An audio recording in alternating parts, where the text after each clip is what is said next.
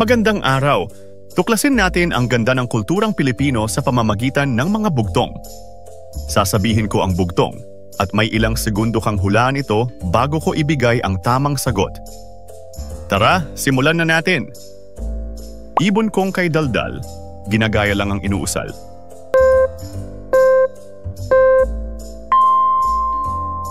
Ang sagot? Loro. Bulaklak muna ang dapat gawin bago mo ito kanin.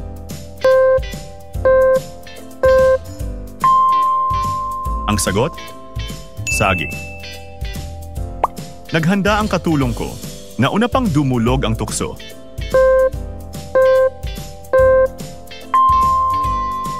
Ang sagot? Langaw. Aling bahagi ng katawan ang di naaabot ng kanang kamay? Ang sagot? Kahanang siko. Isang pamalo, punong-puno ng ginto.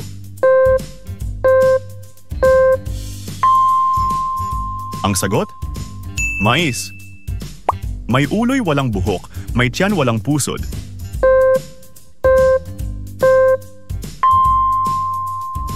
Ang sagot? Palaka. Isang bakod-bakuran, sari-sari ang nagdaan.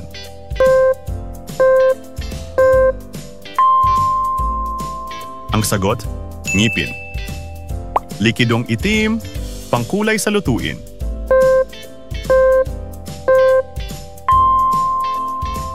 Ang sagot? Toyo. Tungkod ni Kapitan hindi mahawakan.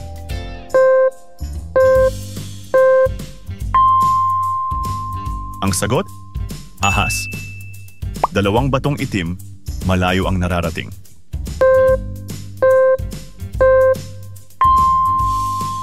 Ang sagot? Mata. Pagbali-baliktarin man din, may butas pa rin.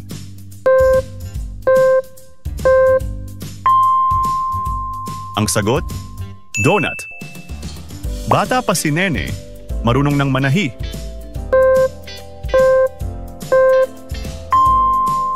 Ang sagot? Gagamba. Nakatago na, nababasa pa.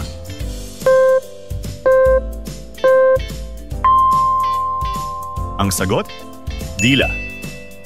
Ayan na! Ayan na! Di mo pa makita.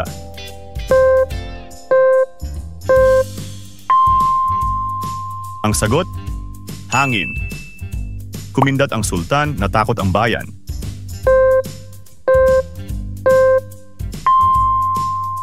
Ang sagot?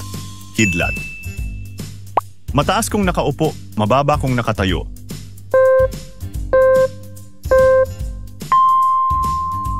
Ang sagot? Aso. Isang bayabas, 7 ang butas.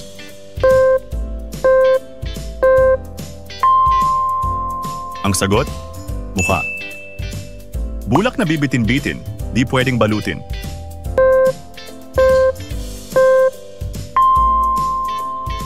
Ang sagot? Ulap. Isda ko sa tabhang pag nasa lupa ay gumagapang.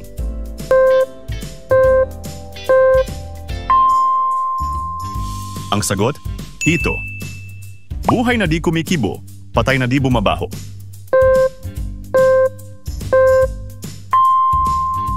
Ang sagot? Bato. Halamang di nalalanta kahit natabas na.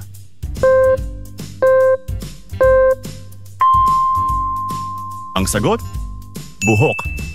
Heto na si Buboy, bubulong-bulong. Ang sagot? Bubuyog. Kaysa isang plato, kita sa buong mundo.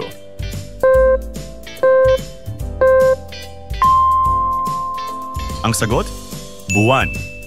Hakot dito, hakot doon, kahit maliit ay ipon ng ipon.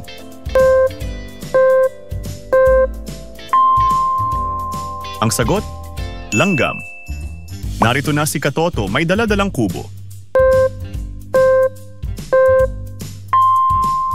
Ang sagot? Pagong. Ilan ang nakuha mong tamang sagot? I-comment mo sa ibaba at ipakita kung gaano kakagaling sa pagsagot ng mga bugtong. Huwag nga palang kalimutang mag-like, mag-subscribe, at i-click ang notification bell para lagi kang updated sa mga susunod naming videos. Maraming salamat sa panonood. Hanggang sa susunod na palaisipan.